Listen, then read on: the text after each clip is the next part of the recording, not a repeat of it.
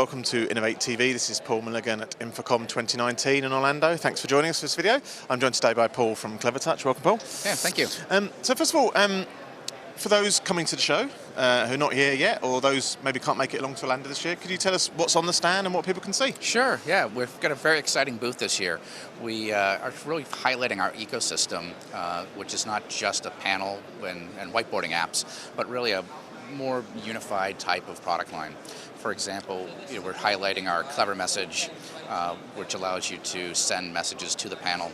We're highlighting the fact that we are the only company that has both a education product line and a separate corporate line with applications really dedicated to that group. Yeah. And you say send messages. Where are you sending messages from to the board? Yeah, from your own devices? Or? No, you can set up an account and actually send messages or alerts to the panels. So for instance, in a large factory, you may have panels that you're using for meetings. Now we can actually use those for digital signage as well. Okay. And also as an emergency alert, I can send them out to the panel, allowing for, if you're going to invest in these, you want to be able to use them for more than just a simple meeting tool. It allows you to really get the most value out of the product. Sure. And obviously, a lot of our viewers will know the Clevertouch name throughout Europe and the great growth story that there's been happening in the last 3 or 4 years especially. Could you tell us about the American story of Clevertouch and how that's progressed over time? Sure. It's really very exciting. We're celebrating our 10th anniversary. And as you know, we've done really quite well in Europe. In the United States, we've been here now for 3 years, and we've seen just phenomenal growth across all markets, education and corporate.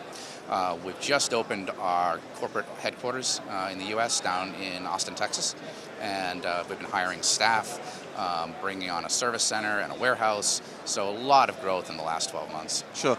And are you finding the American market is becoming more receptive to touchscreen technology, or is that sort of base already there? It was just a case of you guys becoming visible? I think it really depends on what part of the country you're in. In some areas you see an acceptance of touch panels in schools and offices, and a lot of that's driven by the kids coming out of college. That's how they learn, and that's how they work now. It's expected to have this type of technology. Okay. In other areas you're really kind of doing a lot of pioneering work and showing how this can be used in those settings. Sure. And the business in America is split evenly between kind of corporate and education, or is there a slight more towards one than the other? I think right now you're seeing education is really the driver in a lot of this. But again, as those kids have come out of school and going into the workplace, that's causing kind of a ripple effect in the corporate market.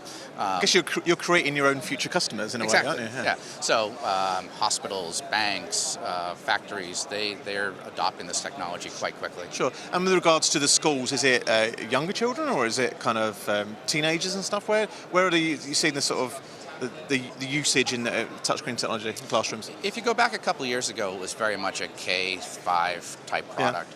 Yeah. But again, as the applications in our App Store have changed, as the messaging service has grown with Clever Message, you're seeing it really now become a campus-wide tool and less simply a learning device for smaller kids. Fantastic. Paul, many thanks for your time. Thanks for the update. And join us again soon for another video. Thank you. Bye-bye.